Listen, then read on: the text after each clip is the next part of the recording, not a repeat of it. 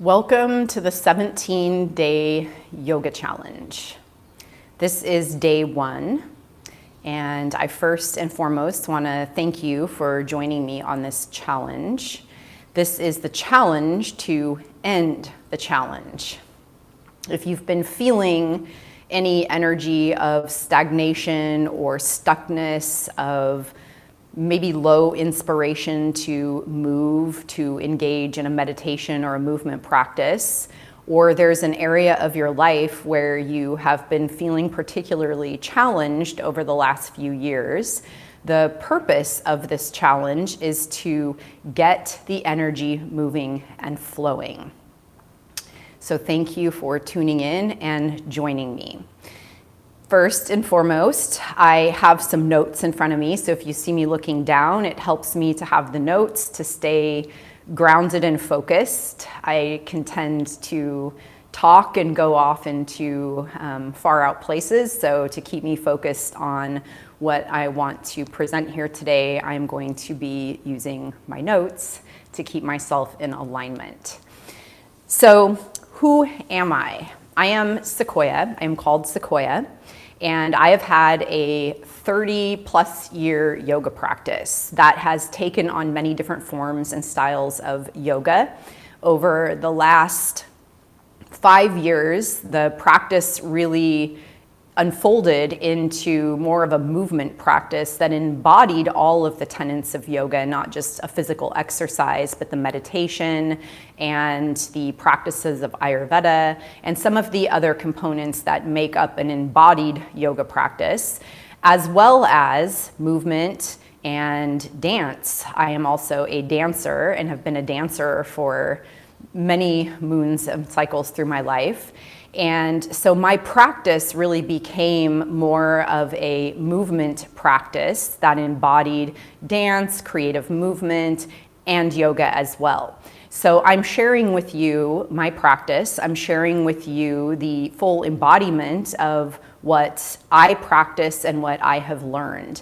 It may be different than what you have experienced if you're someone that has been a regular practitioner in a particular yogic method, or it might be familiar. If you're brand new, this is also great for you as well, because we're going to start from a foundation, a beginning point, build a proper foundation and move forward from there. It is suitable for all bodies, all places on the journey. So whether you are a complete beginner or you're someone who has been practicing for a long time, I trust that there will be jewels of wisdom that will come forward here through this challenge that I am offering here to you. So what to expect? So I will offer a daily video that I'll post here on YouTube. I am doing it live, so there will be no editing of the videos on my part. I'm just gonna roll with it. Whatever happens, happens. I trust that it is exactly what needs to be for this particular challenge.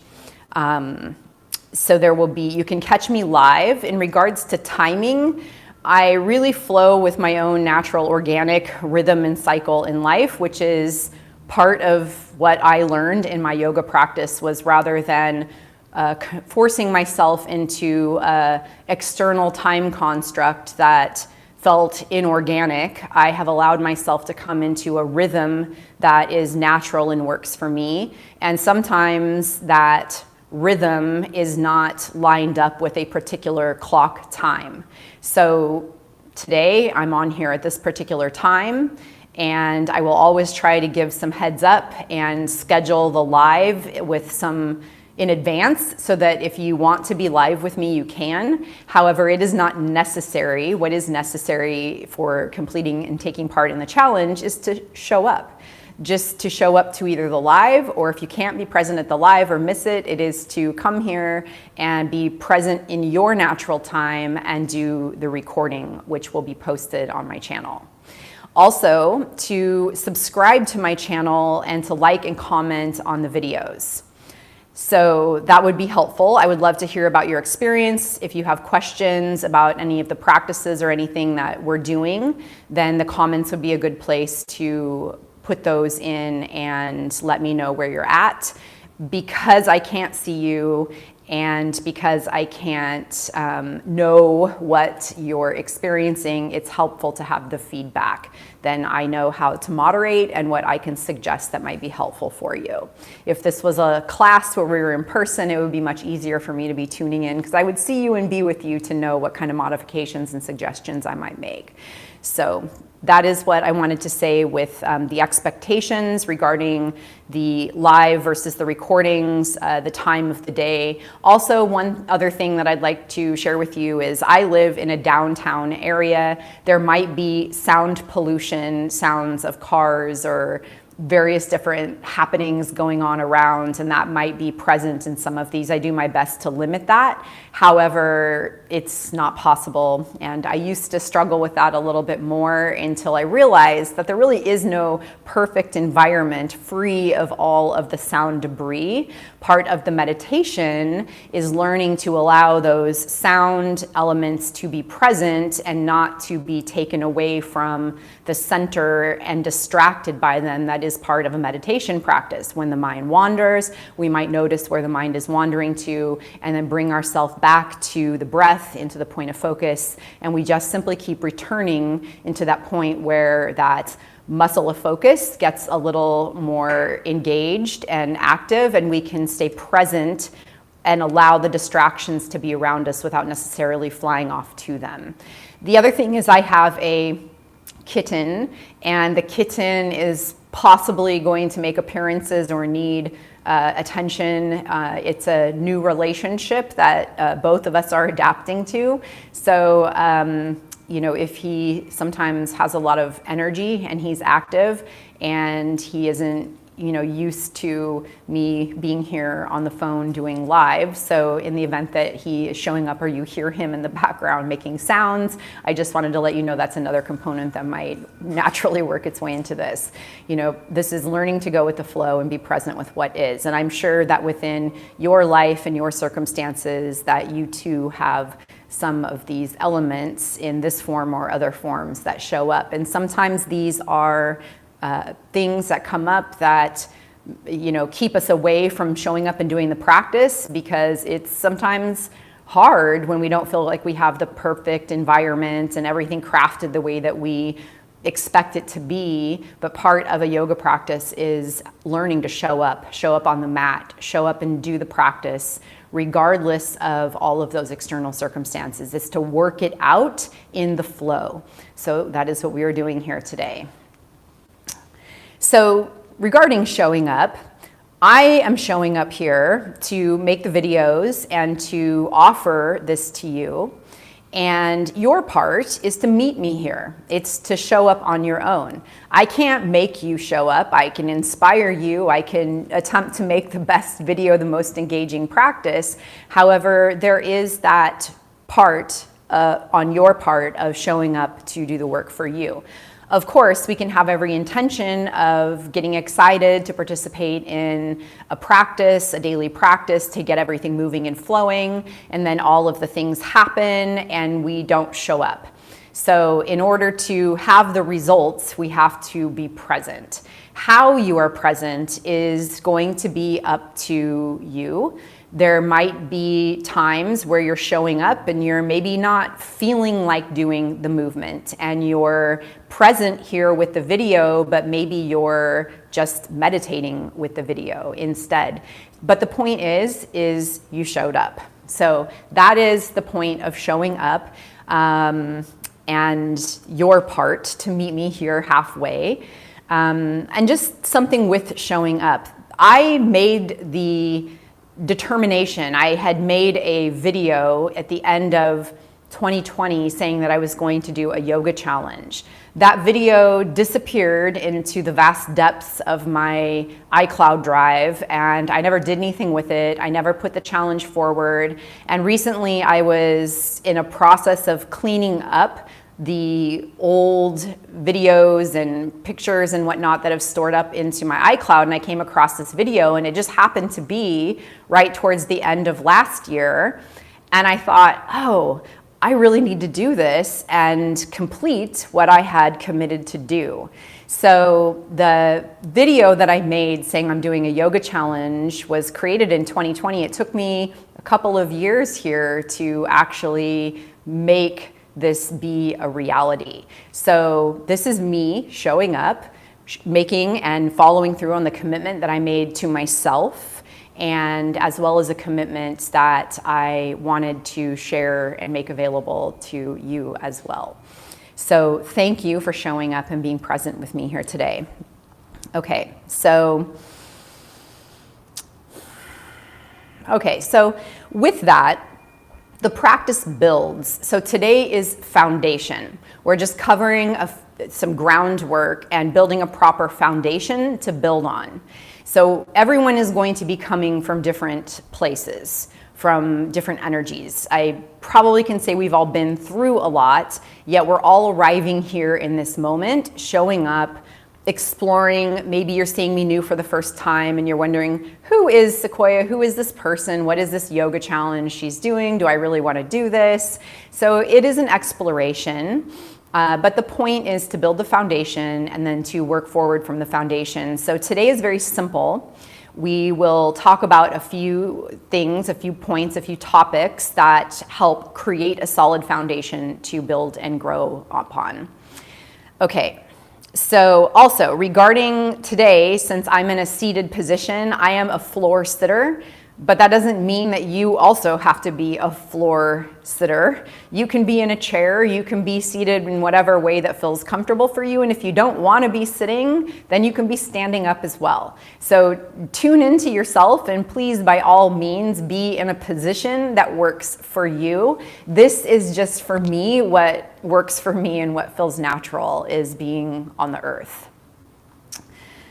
Okay, so now let's talk about the reason why. What is the purpose of this? What is the purpose that you're considering engaging and doing and practicing and joining me in the 17-day yoga challenge to end the challenge? I want to point that out because I'm no longer aligning with challenging processes in my life. I want to align with that which is effortless and flows with ease. So I had called it a yoga challenge, but the challenge is to end the challenge and to bring in the flow and the ease in our life. And that can be in any area of life where you've been feeling challenged.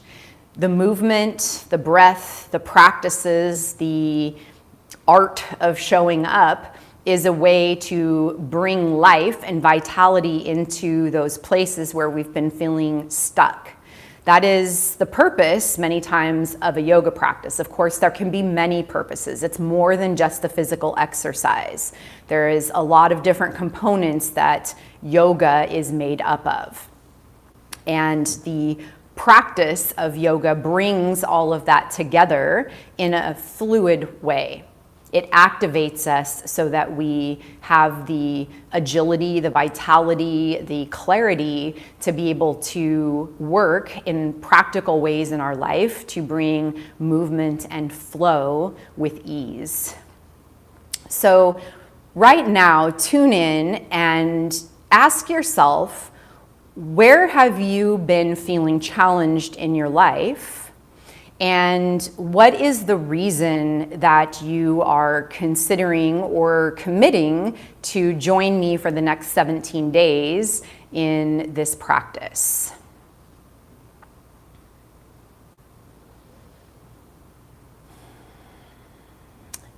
So maybe it's to get moving, to organize the energy, to come into a place of feeling good and finding that sense of vitality within the body, within the mind, within our energy, within our spirit. So I like to think of our mental, spiritual, emotional, physical components of life, and all those are attached to, and in the middle of it sits our energy. And yoga practice is a way to work with our core energy, to organize and recalibrate that energy so that it can flow out into all of the other areas of life with ease. and organize those components of our life in a way from that seed place that gives us the ability to feel like we are having some sort of response that feels nourishing to our sense of well-being and to who we are at the core level. So we're really working with the energetics, the core energetics within a yoga practice. Okay. So the purpose, like I said here, the main core purpose is to bring life and vitality to the places that have felt stuck. It is to bring life and vitality so that the energy may flow freely and clearly. And you will also have your reasons for being present here with me today. So share those in the comments so that we all can just be present with each other's purposes and reasons for being, and it's maybe just a little bit of accountability as well. Once we put it out there, then we hold ourselves accountable, just like me making the video.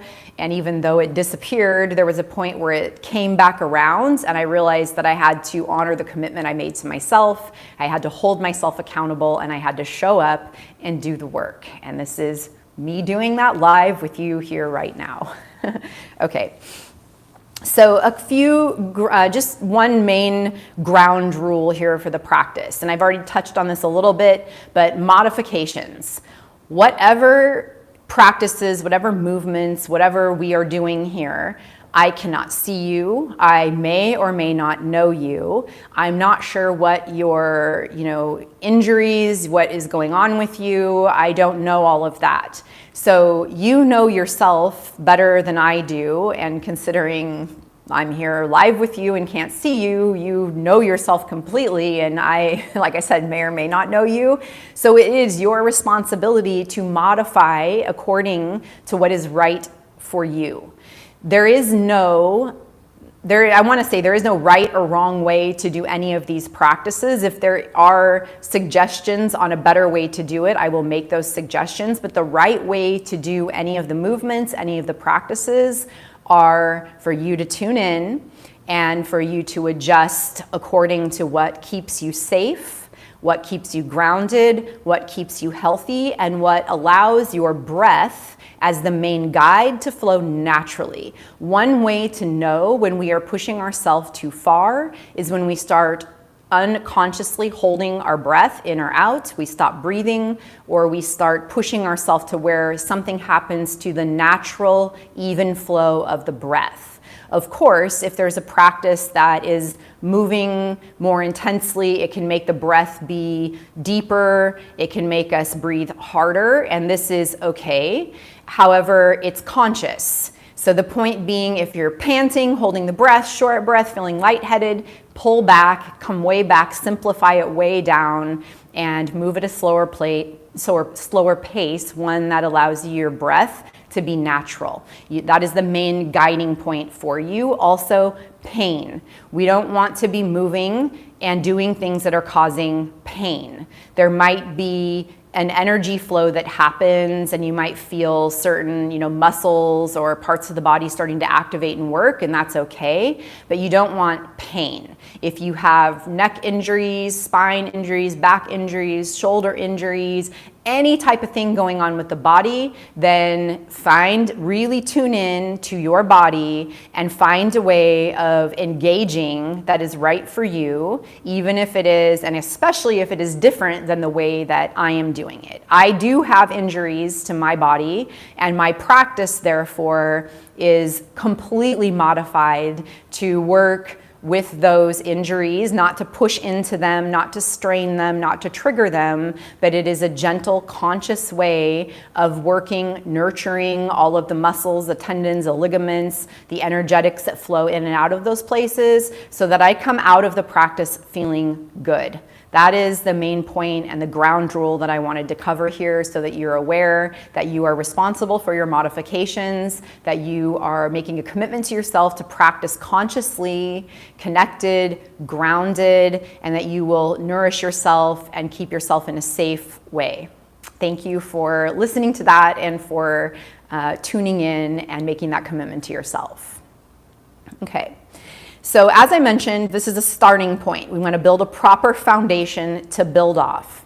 So many times we get excited and think, oh, I want to do this, and we just fly off and start doing it, but we haven't done any of the preliminary work to cultivate the space to grow from. So this is one of those grounding moments to come into a place of presence and stillness, to check in and ask ourselves, do I want to do this? What is my reason for doing this? And considering the answer is yes, which I hope it is, I hope that you're willing to join me for the next 17 days. I know that's a commitment, yet my hopes are that it will be helpful, it will feel good, and it will be in alignment. And by me showing up, you'll want to show up here with me and also do the practices and the work for yourself.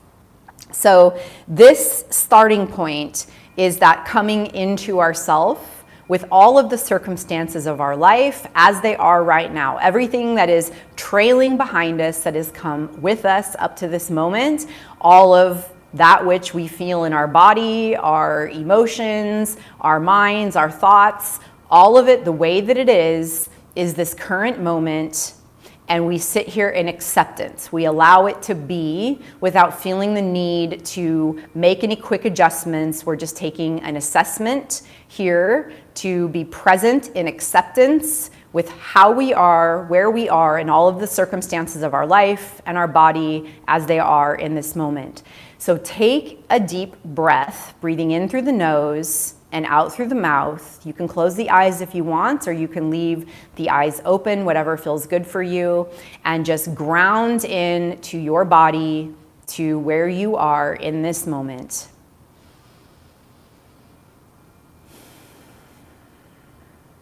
And if the eyes are closed, open them, and now look around the space that you're in and just notice what you see around you.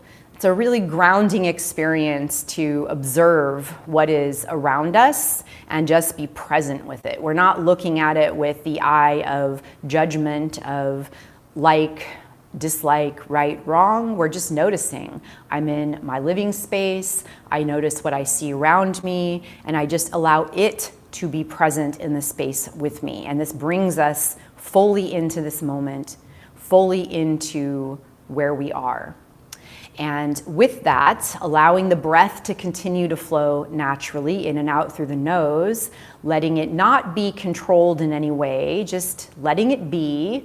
Take the hands together at the heart and feel the energy between the palms of the hands. This also is a practice of honoring the space, honoring each other, but it's also an act of bringing us into the present moment. We feel the touch of the palms of our hands meeting. It creates an energy. It creates a flow of energy that moves from our heart through our arms into our hands, and it creates this circuit of energy that moves through, that's connecting with the breath as it moves in through the nose, in, down into the body, and as it moves up, out from the body, out through the nose. All of this is coming together as we connect the circuit of the palms of the hands. So take a few breaths here, breathing in and out. Just allowing yourself to be present.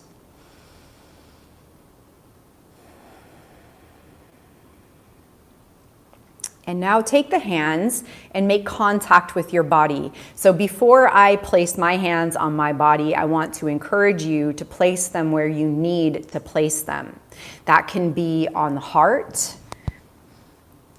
It could be on the shoulders.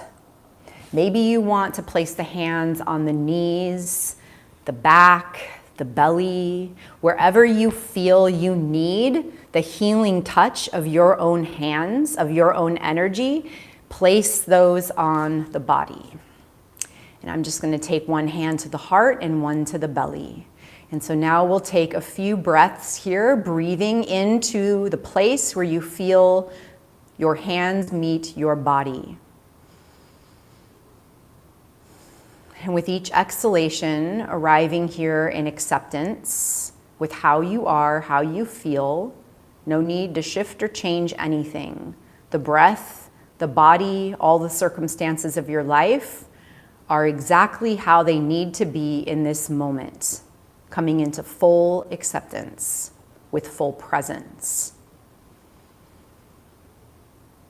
Letting any nervous energy begin to dissipate with the exhalation as you simply consciously allow any tension to melt, any distractions to dissolve away.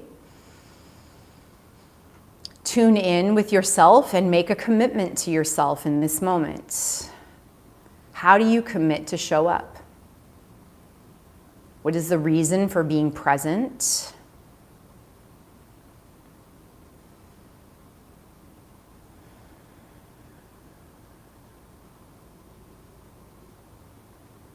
Staying connected and focused to the breath.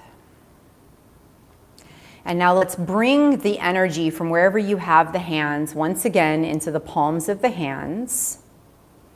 And let's extend the arms up towards the sky. Stretch, reach long, and create space through the side body, through the front of the body, through the spine. Lengthen by pressing whatever part of you is connected to the earth, your feet, your sit bones. Press the lower part of the body into the earth.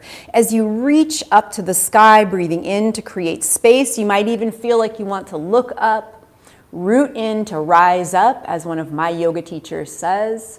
Gather the energy above you, all of that good energy, all of the clear space that lives above you. Gather it in, inhale deep, and as you exhale, breathe down and draw the palms down, rooting them down into the earth. This creates a grounding. Take the hands down to the earth. Now gather and scoop all of the earth energy from the earth and pull that nourishment up, inhaling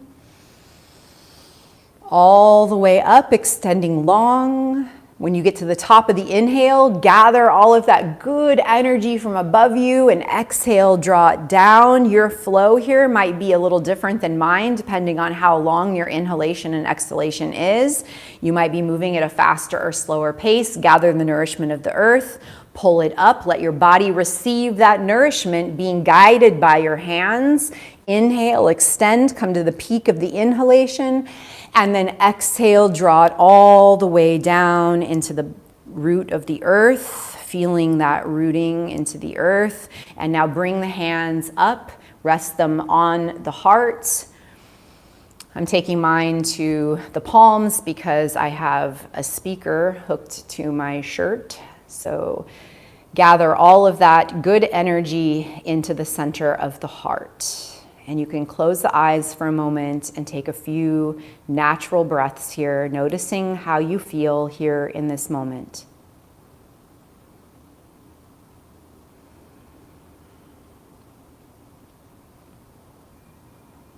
Everything starts with the breath. From there, we create sacred space.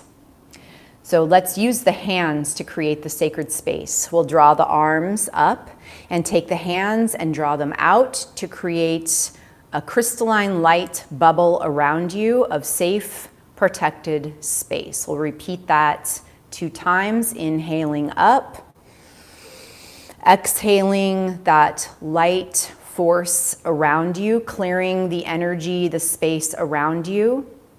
Knowing that you are here in safe, sacred space, connected.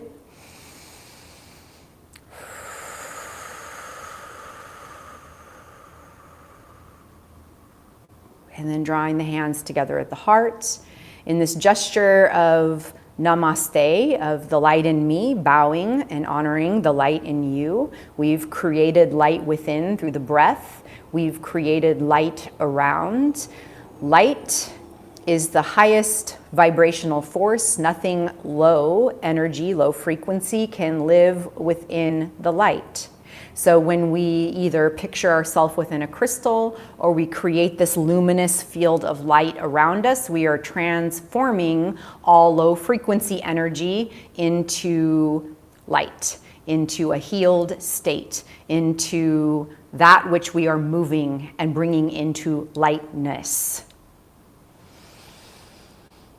So we've talked a little bit about the breath. Practice always begins with I started it with the breath, taking a few cleansing breaths. It's then to honor the space, to create that sacred space. Sometimes you might want to do those in a different order. Sometimes it might make sense to arrange your external physical space first, to get the mat laid out. If you want a candle, a journal, incense, water, all the implements that you need, that would be the preliminary step of organizing the external space for any practice so that you have all that you need with you to be able to be present for the practice and not having to get up and go get something in the middle of the practice. So a couple of things. Before we begin each practice, take a moment to organize that external space. I don't use a yoga mat for my practice. However, I would encourage you to use one. It creates a very rectangular space for you to work on. I am sitting on a rectangular shaped carpet, and that is where I do my practice. So it is like a yoga mat, but it's a carpet instead of a yoga mat that I lay out. I also have with me water. I have with me, well, the notes for this video, but normally in my practice I would have a journal and usually a candle burning that is at a safe distance so that it doesn't get knocked over. Just be safe with the fire, please. Okay, so always take a moment to cultivate that external space with all the implements that you need. Then, when you step into that space, into the designated time for a practice, take a couple of breaths to clear your energy and arrive present. Then create and clean the energetic space around you. That can be done with sage, copal, burning incense, or using the hands, the breath, and the visualization with the light as I did here today. At that point, you've done the preliminary work to bring yourself into the practice. I'm going to also at this point talk to you a little bit about the breath, where I'm going to tell you and share with you two breath practices, one which will be important to use while you're doing the movement to help you remain present. And the other one is a breath practice I'm going to share with you that you can use at any time. It's good for balancing the left-right brains. Well, there's only one brain. It's good for balancing the left-right brain, and it's also very cleansing and clearing to the energetics of the body, and it calms the nervous system, and it's called Nadi Shodhana. So let's take a few moments here to go through 3 rounds of Nadi Shodhana. The first thing I'd like to explain is that one breath cycle is breathing in and out. That would be one breath cycle. With Nadi Shodhana, you're closing off one nostril and breathing in through the other one. Then you're closing both nostrils, breathing out through the other nostril. Close both, and then you breathe in through one nostril, close, and breathe out through the other nostril. So in Nadi Shodhana, that is one breath cycle. So just to reiterate, in through the left, hold, out through the right, hold, in through the right, hold, out through the left. One cycle. We'll do 3 rounds. The hand gesture, you'll take your 2 peace fingers and those will go to the third eye between the eyebrows. You'll take the ring and the finger and the thumb finger and those will go to the nostril. The thumb works with the right nostril. The ring finger works with the left nostril. So I'll explain this first and then I'll join you in the 3 rounds. So the way that it works is you close the left nostril and breathe in through, you close the right nostril and breathe in through the left. Then you pinch the left closed and hold the breath.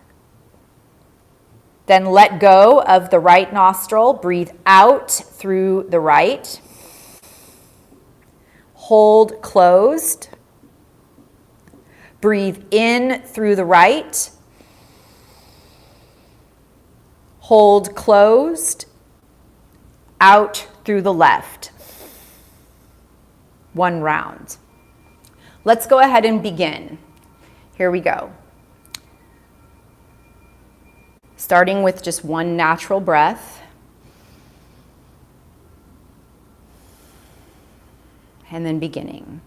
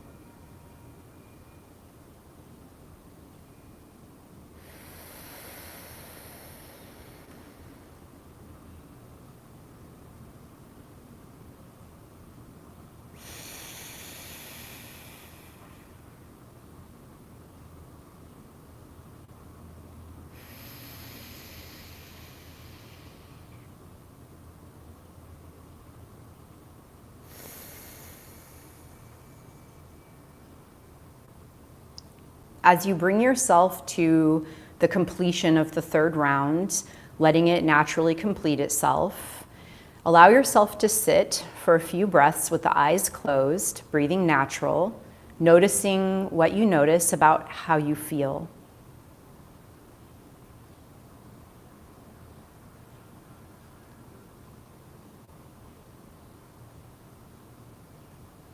It's always important to take those pause moments before beginning something and after completing something to notice what the shift has been. This is how we notice if something is working for us, if it's effective.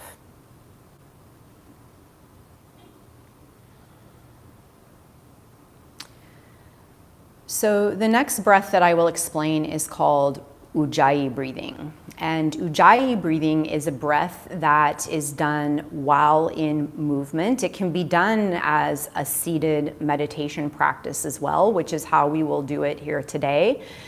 It is also something as these videos progress and you start to engage in more movement, Ujjayi is a good breath to activate to help you stay focused on the breath. I'm sure we've all had the experience of doing something and getting activated mentally and energetically, and all of a sudden we're doing maybe a yoga practice, or we're going for a jog, or we're taking a walk and we're thinking about our to-do lists and our laundry and if we've eaten or we haven't eaten, or this scenario with this person or that person, and pretty soon our mind is running amok in all these different places.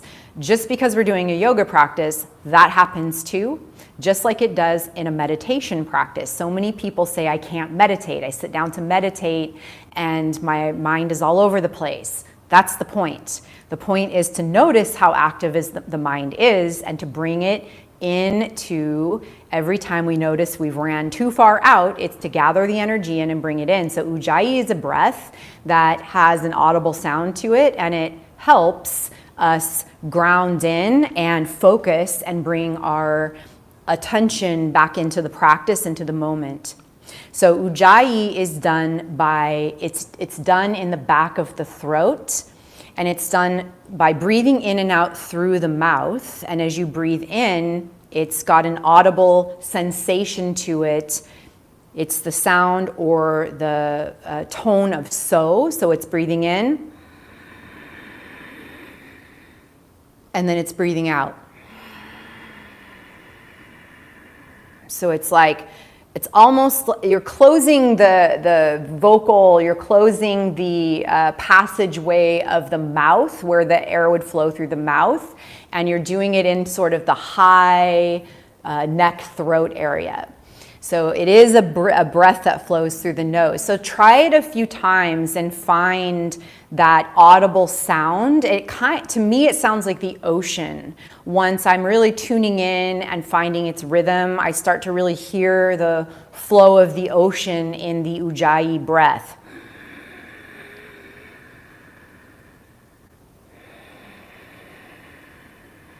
We're breathing in so. We're breathing out ha.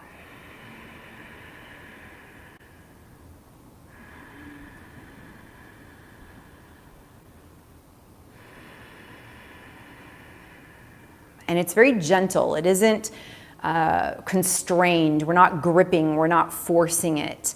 It might feel a little odd to begin with. However, practice taking that inhalation into the back of the throat, into the neck, and feeling the energy, the vibration of the Ujjayi as you move. And by tuning into that sound, it'll help still and focus the mind. So while we are working and engaging in movement practices as this challenge goes forward, Ujjayi is the breath to be working, and I will remind us to engage Ujjayi as we go forward. So the next foundational practice I want to talk about here are the 3 locks. There's the Mula Bandha, the Uddiyana Bandha, and the Jalandhara Bandha. Okay? Mula Bandha is the root lock. The Uddiyana Bandha is the lock within the belly, the core, the navel center. And Jalandhara Bandha is the lock that is within the cervical neck, the throat chakra area. Bandha means lock. These are all areas where energy can leak out. Apana is energy that flows down to the earth. Prana is energy that moves up.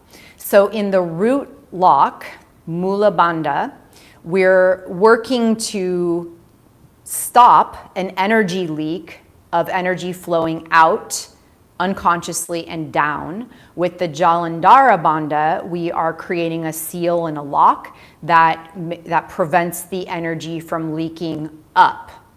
With Uddiyana Bandha, we are drawing in to the core. So in yoga, there are 2 central channels within the body that run along with the spine, the central channel of the body, the Sushumna channel. And Uddiyana Bandha gathers the energy and pulls it in towards that central channel so that it can run freely. It can organize and recalibrate our energy along that central channel so that we have access to our vital creative life force in a balanced way. It helps clear up any instabilities and any imbalances within the body. So to engage the Mula Bandha, the root lock, you lift the pelvic floor up, the perineum, or in women, the place of the cervix. You're focusing on sort of like Kegels. You're working on lifting the root floor up. And as you engage the Mula Bandha, the breath is natural. You're allowing yourself to breathe naturally.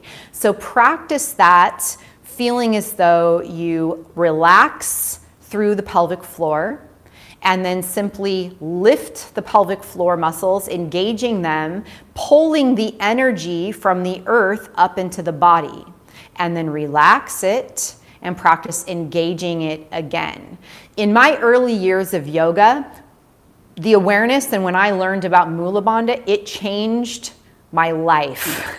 I never had any awareness of this energy center here. And I remember, I lived in the Bay Area, and I remembered going to my yoga classes in San Francisco with Larry Schultz at It's Yoga. And when I learned about Mula Bandha, I remember practicing it. I was on the BART on the way home, and I just was practicing engaging the Mula Bandha, because I realized I'd been letting so much energy, earth energy, root energy leak out of me. And it really brought me into myself and created this awareness and helped my my energy body stay engaged in a really grounded way, and it felt really grounding. So as we're sitting here talking about this, practice lifting that, and as you get a sense of it, you can start to hold it for longer periods of time. And as you hold it for longer periods of time, let the breath be natural. So I'm engaging the Mula Bandha, and I'm going to just sit and breathe naturally. And when I feel I lose it, I relax and let it go, and then re-engage the practice. You can do this anywhere, at any time, seated or standing. So start to bring your awareness to Mula Bandha, and just kind of dropping that awareness checkpoint in for you. This is something as well in different yoga asanas and practices. There are points to engage the Mula Bandha in order to prevent the energy from leaking out and to create a stable floor, a stable foundation for the yoga asana, the yoga posture to move out of. Okay, the next one is the Uddiyana Bandha, which is the belly center, and this one draws in, so it's like pulling the place beneath the belly button. It's like pulling it back towards the spine and lifting it up, in and up. It happens on an exhalation. So this one includes breath. You're holding the breath out while you're doing it. So to engage it, the belly will pull in, and it's those muscles of the belly, and they draw back towards the spine, and then they lift up just a little bit, in and up, and that happens on an exhalation. So to engage Uddiyana Bandha, we're going to take in a deep breath, and then we're going to exhale all the air out of the lungs through the mouth. Get it all out, and then pull the belly in and up.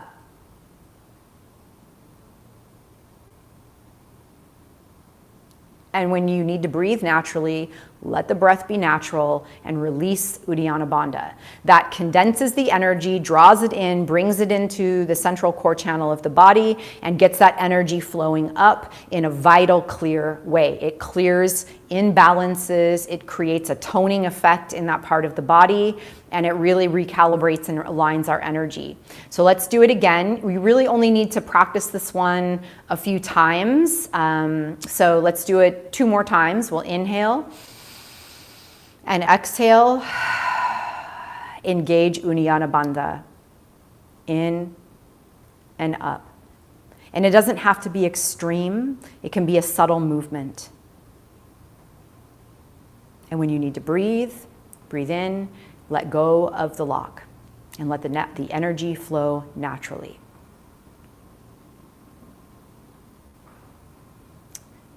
And one more time. Inhale and exhale. And again, engage Uddiyana Bandha.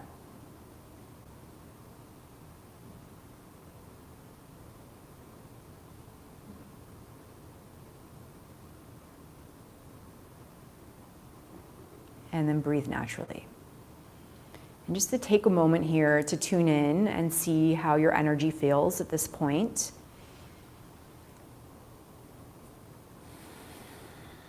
So anytime you're feeling stagnant, you're feeling blocked, these are good practices to engage in. And they're simple practices. They are part of a yoga practice, and they can be done in minimal time, anywhere, any place. And it really helps recalibrate the energy to get the energy flowing and organized in a way to activate our vital life force. So let's go to Jalandhara Bandha, which is the throat lock. And this helps it balances the throat and clears up any imbalances in the thoracic region and the cervical plexus. So the way that this one is done, this is done on an inhalation. So it's simple, and we don't want to force it. I have neck injuries, so I do a very gentle, simple Jalandhara. I don't take it too extreme. So I trust that because of that, you'll be receiving it in a gentle way, and it will be suitable for you. But it's very simple. It's done by breathing in, holding the breath in, and then dropping the chin down and holding the breath in where it fills up the whole thoracic region of the body. So it's that simple. Let's breathe in, filling the lungs, dropping the chin down, and then lifting the head and exhaling. And that then allows all the energy to flow up, clearing the cerebral pathways. Breath is natural. We'll do it again. Inhale. Drop the chin, engaging Jalandhara Bandha. The breath is held in, and when you need to naturally exhale, lift the chin and let the breath flow out naturally and the energy recalibrate and balance as you sit present peacefully for a moment, letting the breath be natural.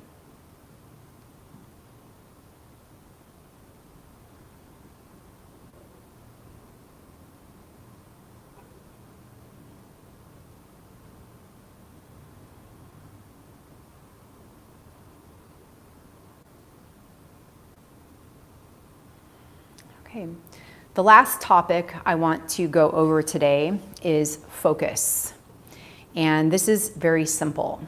So in a yoga practice, when we're doing the yoga asanas, or even in meditation and in life, where the energy will go where our focus is. So it's important to recognize that there are certain places of focus that we can point towards that help organize the energy and keep us focused in the right way so that we're not flying off into all of the daily chores and the external things and the tasks and whatnot. So it's called drishti. Drishti is point of focus. And in many of the yoga asanas and in a yoga practice, each of the poses, there's different focus points. I'm going to tell you what the 9 different focus points are, and it varies depending on the different movement or posture. I don't really like calling it a posture because I think that they're all movements, because there's breath and life and vitality flowing through them, so they're not these isolated statuesque postures that we're holding without any movement. They have a flow, they have an expansion and a contraction. So the 9 points of focus are the tip of the nose, just beyond the tip of the nose, the third eye, the point between the eyebrows, the navel center, the palms of the hands. There are chakras, energy centers within the palms of the hands.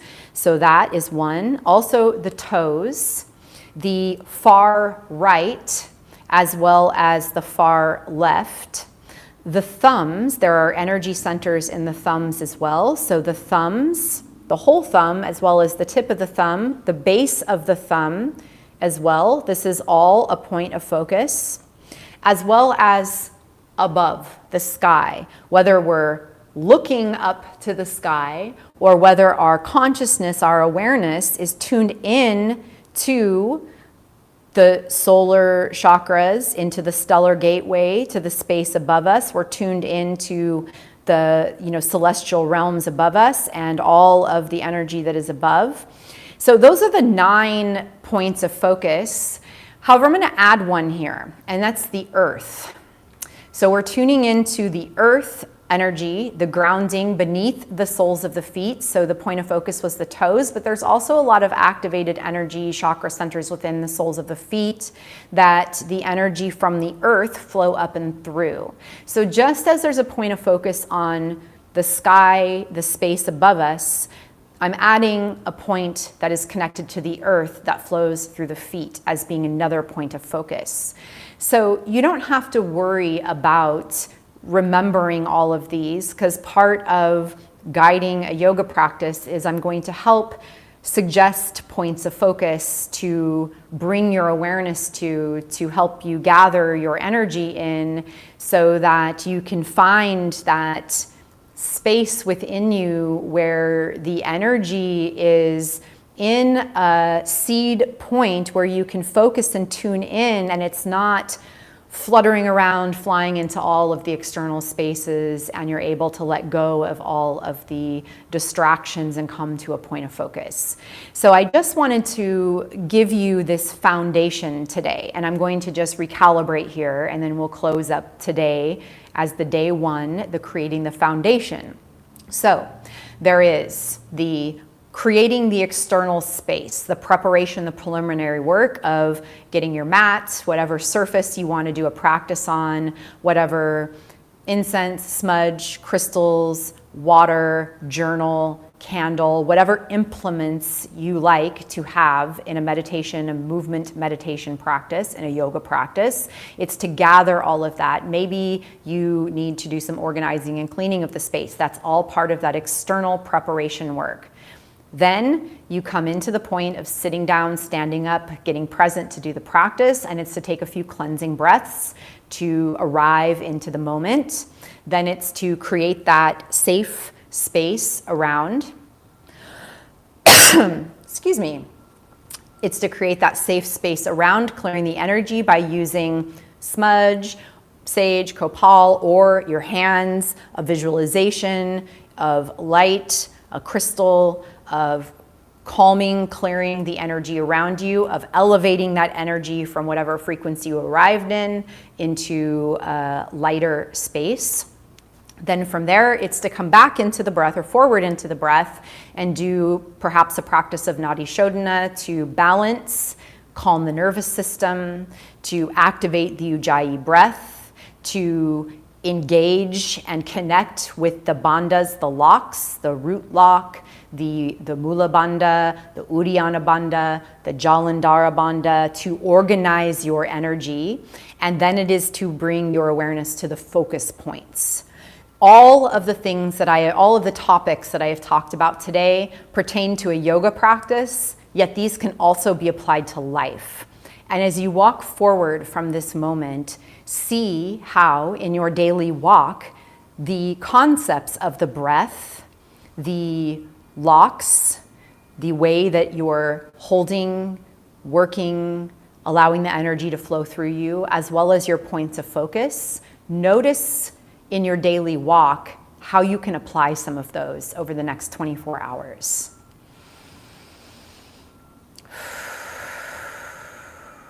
So let's all just take a deep cleansing breath in and exhale. If you've stuck with it to this point and you're here with me now, I celebrate you for staying here, for being with me to this moment. Not all of the videos will be an hour long. Most of them will be much shorter, but sometimes in building the foundation, I wanted to get this preliminary work in there and out there and spoken and communicated so that we can move in a safe way, in an elevated conscious way, in an intentional conscious, I said conscious twice because we need to be extra conscious, but to move forward in a conscious way, in an intentional way with our movement practice here. So again, thank you for being with me here to this point.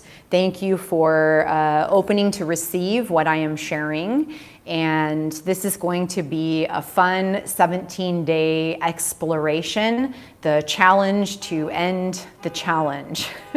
So please like the video. You are welcome to share it with your friends, with anybody that you feel would benefit from this. Please bring them on board. This is open to everyone who is called to join me on this journey here over the next 17 days. Please also comment, share with me something you learned, something you got from this, and also give me a thumbs up on this as well. Be nice, give me a thumbs up. It takes a lot of courage for me to show up and do this. This is not my comfort zone. So please be kind, please be loving, and I thank you so much. So namaste, the light in me bows to the light in you, and I am going to conclude this with an Om. 3 ohms, and that is the universal sound. And I want to leave you with this vibration resonating from my heart to yours. And the video will fade off after the ohms are done. You can join me with an Om. Trust your voice, allow the frequency to flow. Let's go ahead and begin inhaling. Om.